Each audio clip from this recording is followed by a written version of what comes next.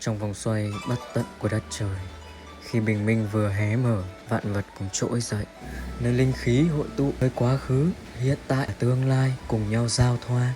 12 linh thú, 12 sức mạnh bất diệt, giữ cân bằng cho trời đất và bảo hộ nhân gian.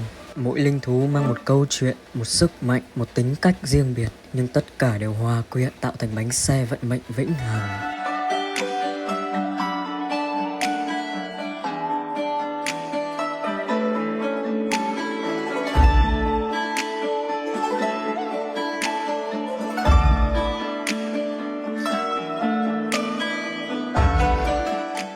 Lá bài đã xuất hiện và lựa chọn sẽ thuộc về bạn.